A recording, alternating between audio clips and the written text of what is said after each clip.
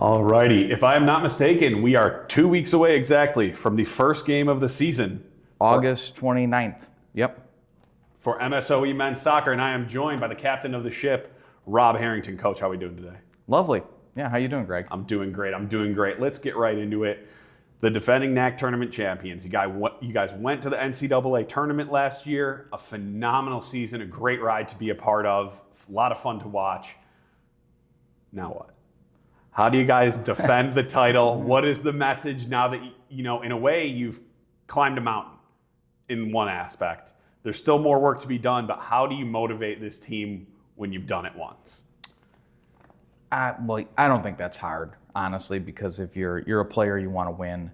And if you take like the last 3 seasons, we actually, shared the title in 2022. In 2023, we only lost 2 games, lost in the NACC final, but that one we were the number 1 seed in the tournament after the regular season. And in fact, this past year we finished 4th during the regular season, but won the NACC tournament and really got on fire at the right time. So I think anytime you put together a season, it's everything is always about like, what are we doing today, and what are we doing the next moment, and what are we doing the next moment. If you just look at the end goal, you're not going to be real successful. So everybody's going to want to go to the NCAA tournament again. Every team in the country wants to go to the NCAA tournament again. It's nice having been there and knowing you can win those big games, and then playing against a top team and doing really well and showing well in the tournament. So I think that experience gives you something, and maybe it gives you a little more motivation. But in terms of being motivated and trying to get there, I mean, honestly, if you're not, then just go out the door. Like, we don't need you here. So you got to be motivated for it. Well, let's talk about the guys in the room then. Let's start first up here with the last line of defense. Asher Harris returning in goal this season. A big part of the success last year. He's been rock solid back there. Talk to me about what the expectations are for him going into the last ride. Yeah, Asher had a great year last year. I mean, he shared minutes the first 2 seasons. Last year, he was the guy. His consistency is fantastic. He's, somewhere out there's a football coach in Oconomowoc that's really mad they didn't make that dude a tight end, because he catches things that people can't catch. 100%. Yeah. 100%. And he's calm. He's calm. And to play, people say you have to be crazy to be a keeper. Well, the MSOE keeper usually isn't crazy. They're clinical. Right, we have these, left-brained kids? Yep. Yeah, left-brained kids who are like, they think about where they're supposed to be, what their technique is, and they're just locked in. Yeah, and he is focused, and and by the way, his competition every day, nobody ever gets better without competition. And the other guys, Joey and Christian, and now Aiden, he's going to be pushed. He's going to be pushed, and there's things that some of those guys do that are better than him. So. You got to show up and bring it every day. And for sure, a great position to be in. And rarely can you say a soccer goalie, or I shouldn't say rarely, I'm not as in the weeds, but I would say it's rare to me for a soccer goalie to be an exciting player to watch. But he gets aggressive running out there, coming out of the box. He takes some risks, and I'm like, oh man, Rob's got a lot of trust in this guy to give him that leash, unless he's taking it without your approval. No, he's all good. Well, and the other thing is he's big. Right? Yeah. He's just a big guy. So you're gonna think twice before you come screaming with him. Yeah, I was walking across campus the other day, and I saw this person walking toward me, and I was like, dude, that guy's a big guy. And I was like, wait a second, that's Asher. That's our keeper. So, yeah. Luxury to have. Yeah. Building off that, it's going to be a little bit of a new look for the defense, just in terms of the personnel that you're bringing in. Obviously, Stephen Arthur, a player with every accolade you could basically imagine. He's no longer here. Ian Frost, no longer here. Those guys have graduated. Who can we expect to see step up and really be the strength of that back line coming into this season? Who's in the mix? So, our the guys who played wide defender are all back, and they're seniors. So that's Michael Rorman, Adrian Manchado, Braden Roth. Sure. Steven played there a lot as well, but he played center back right at the end of the season. So they're all really good. I mean, they're just really good players. And Michael Rorman, I think, has been as good as any left back in the conference since he was a freshman. except for Stephen Arthur. But at center back, we got Alex Lamb coming back, Chase Frey's coming back from injury. We got a couple freshmen, Peter Yelly. I'm confident that they're going to do a good job. There's a lot of talent there. You know, Chase, we never really got to see last year because he did his meniscus in the preseason. And so I'm not, how can I put it? I'm not worried, right?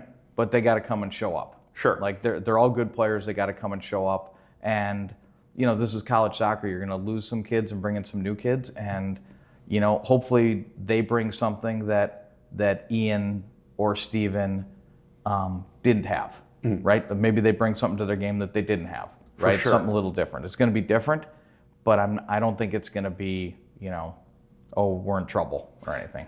Is that something that maybe ever you're apprehensive about as a coach when, you know, let's use Michael Roman for an example, has been successful in his position since he stepped on the field as a freshman?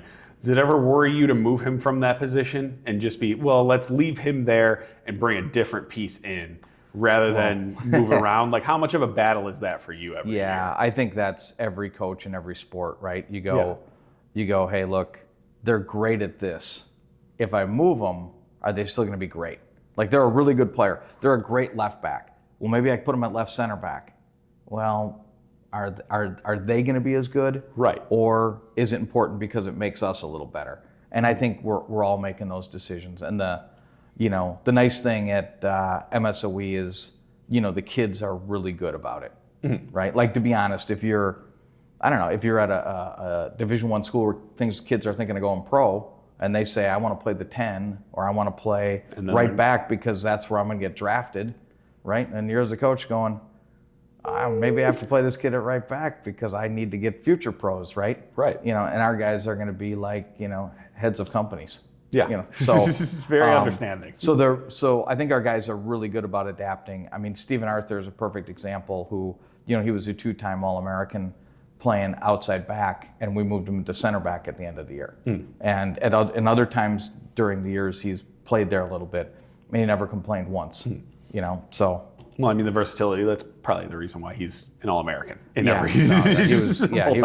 was like an attacker playing defender. Yeah. Right. Yeah. But speaking of the attack, that's where you guys definitely have a lot returning. A lot of the goals from last season are coming back. Nico's coming back. There's two ways I want to pronounce it. I'm gonna say the wrong one. Dutar. Close. Ditar. Okay, so it was the other one. Yeah. My apologies. That's on me. Yep. But that's got to be a luxury. Oh, we're on camera. I didn't even know we were on camera. Yeah. So that's got to be a luxury for you when that's at least okay.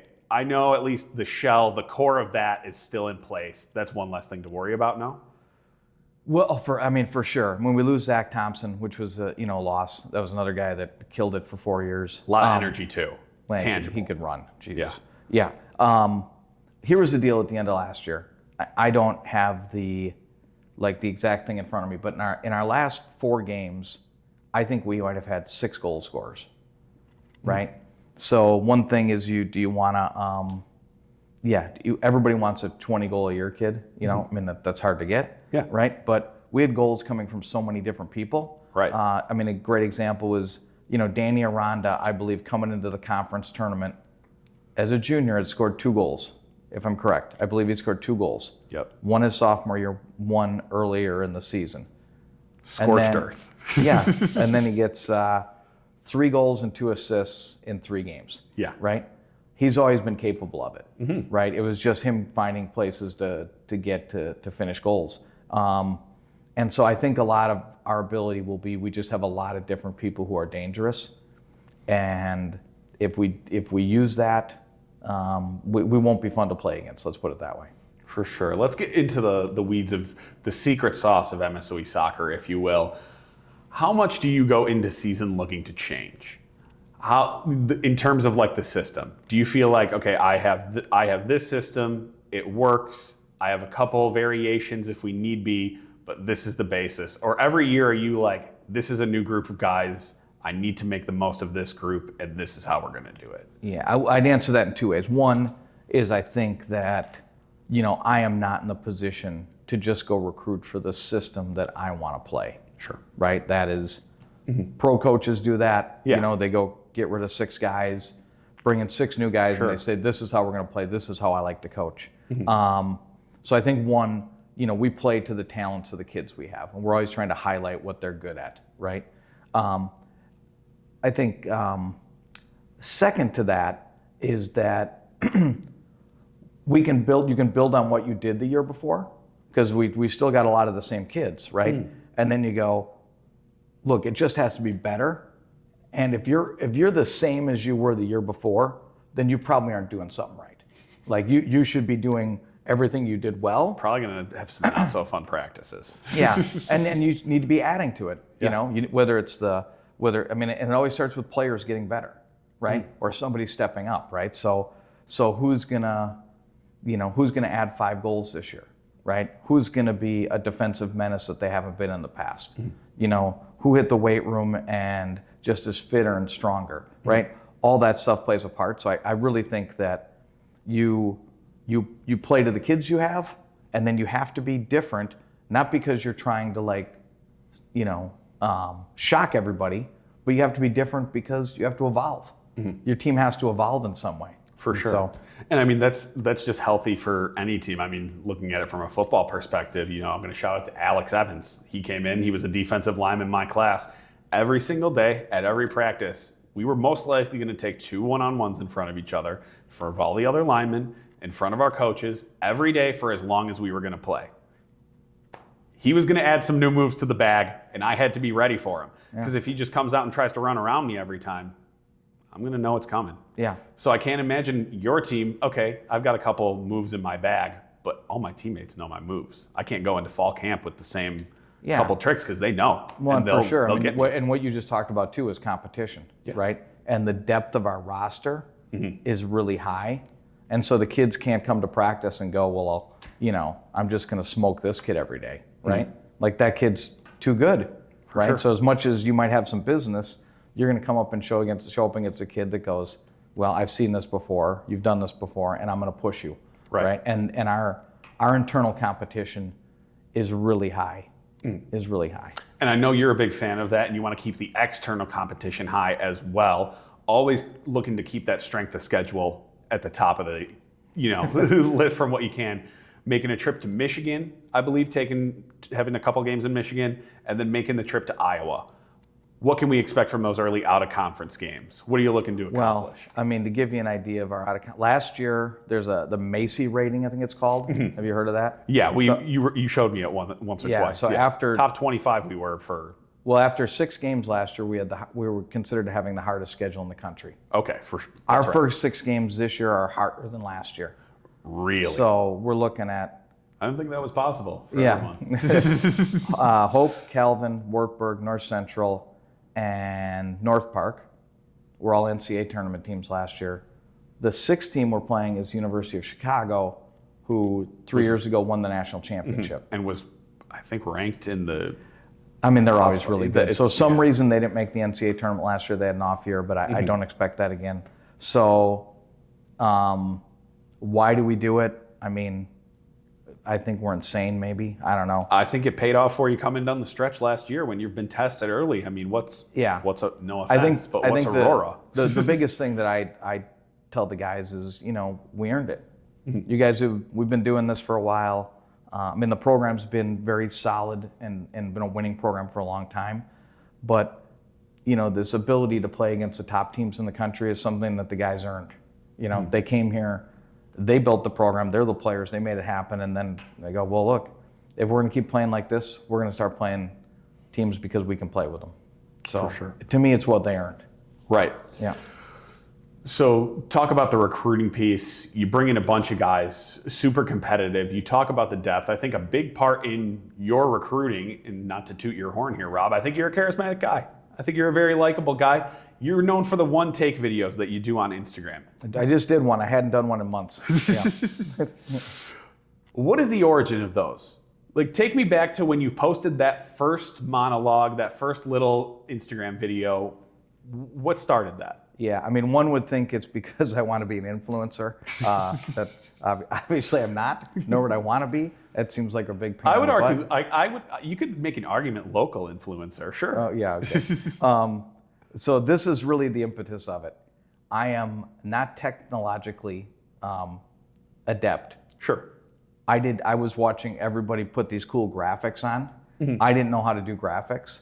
So I just pointed the phone at myself and I said, well, I'll just tell everybody what's going on. And then a certain amount of people said, oh, that was really funny. I like that. And then I said, okay, I'll keep doing it. And now it's kind of become a thing. And there are days when I'm not real excited that it's a thing, but yeah, it's become a thing. So incompetence is what it drove me to do it, actually. Oh, and we get another blooper for the reel as the lights go out here. Pardon my double arm wave. At least we had wrapped up that question and we weren't in the middle of a thought. That was perfect. Yeah. That did throw me for a loop. Let me get my thoughts back on track here. No, but I think that's very valuable to be as visible as you are for the program. Because I know when I was going through recruiting, you're being recruited by ex-assistant coach, you're being recruited by this person, by that person. And really, until you meet the coach in person, it's a picture on a website. God forbid that guy's not smiling. If he's straight facing it like a military guy, I'm not sure if I'm gonna, take that visit seriously. Do you think that has helped you in recruiting, in that the guys kind of know who you are maybe before they even come to campus? I don't know. I've never asked any of them. I just say this, every profession is complicated, right? And the coaching profession is just the same. And there's a lot of boxes to check. And I always say that, I love the game of soccer. I think I would have been a teacher of something had it not been soccer. Had I grown up and been a great skier, I would have wanted to teach skiing. I might have been a professor, a teacher if I didn't choose sports. And with that, I like people. I like coaching kids. I like helping them with the game. I like helping them with their life. I like helping them go through the issues that you go through as a young person and making choices. And so I think, this idea of the visibility and everything, you cheese it up a little for the camera, but honestly, that's just, I'm just being who I am, right? And so I'm not really different on camera, I don't think, much than I am with the kids or my team. Not you that might be a little toned down on camera, actually. Yeah, that's probably true, actually. Yeah, like anybody, I can get on kids and be hard nosed and all that kind of stuff. But I genuinely like coaching human beings, and at the end of the day, this sport is about human beings.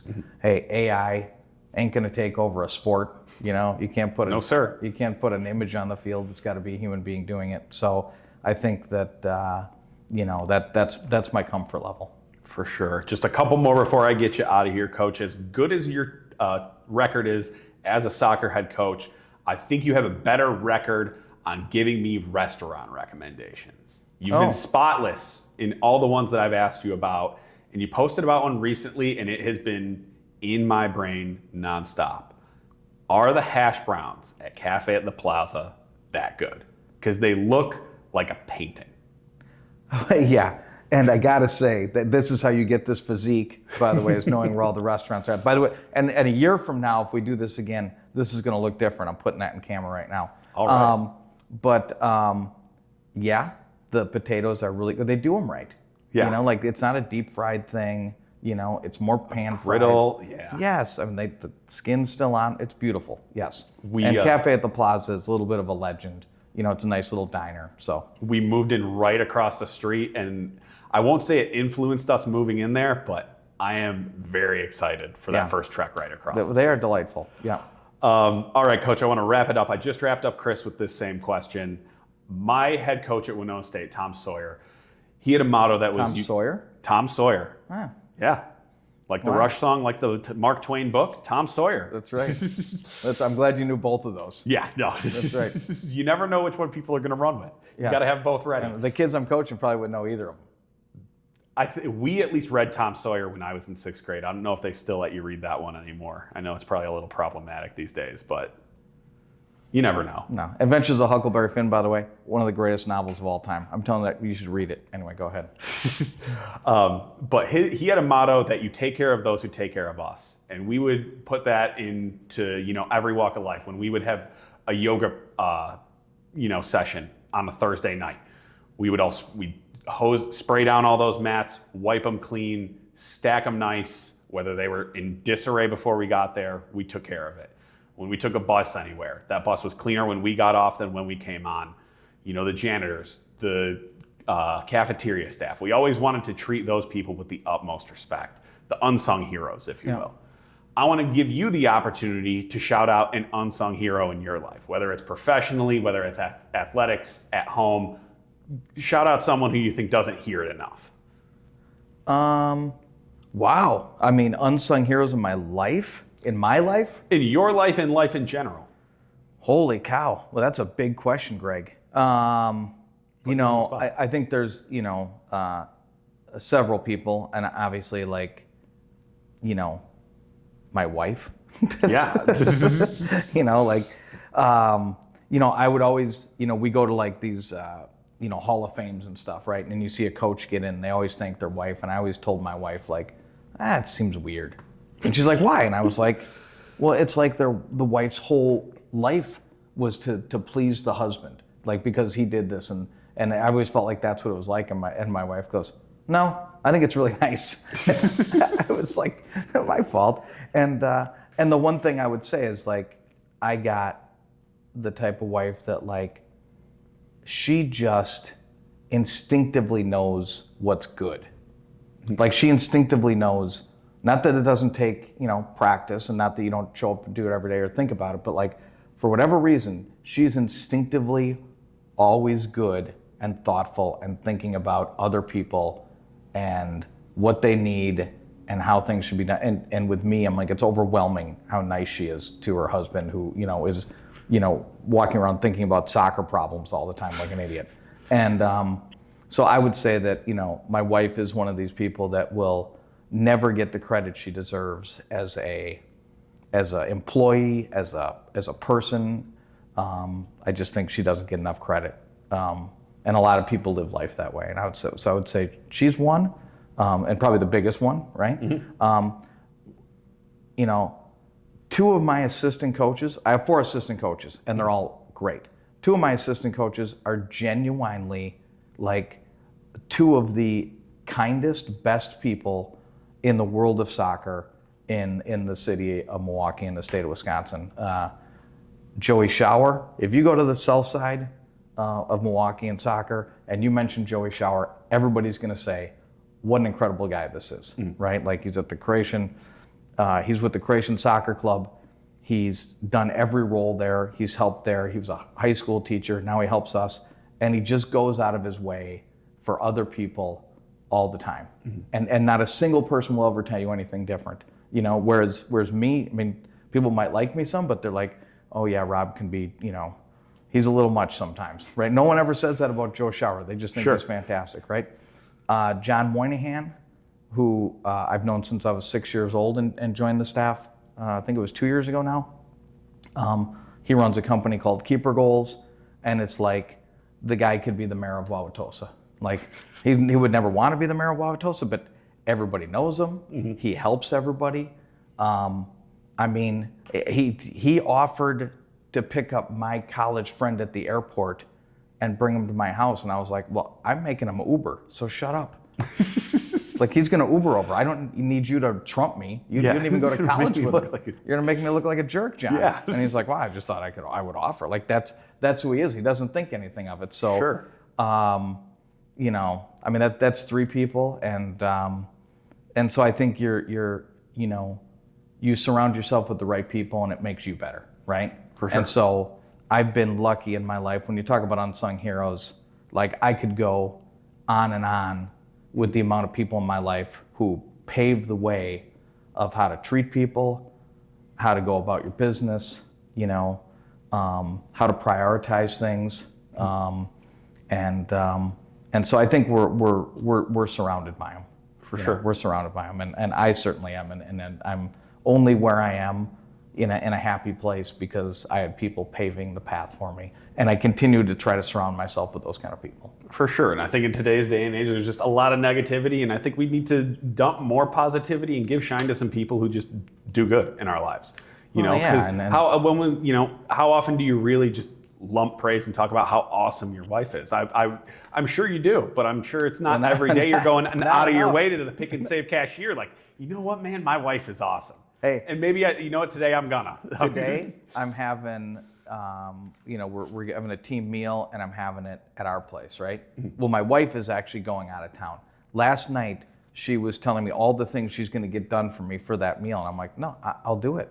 You don't need to do it. I'm like, no, go hang out with your friends. Yeah. Like, they're coming into town. You're having a little reunion. Like, yeah. you know, you can get up in the morning and not worry about this. She got up in the morning. She was telling me where everything is. I'm like, that's unbelievable. Yeah. Like, I don't do that for you. I don't know why you do it for me. Right. You know, I don't deserve this. Right? Yeah. Exactly. So we just want to shout out to those people and, give praise to the unsung heroes. Coach, I want to thank you for taking the time out of your busy schedule to sit down with me, and wish you and the whole team good luck this year as you defend the title. Yeah, rock on. Thanks, Greg. Rock on.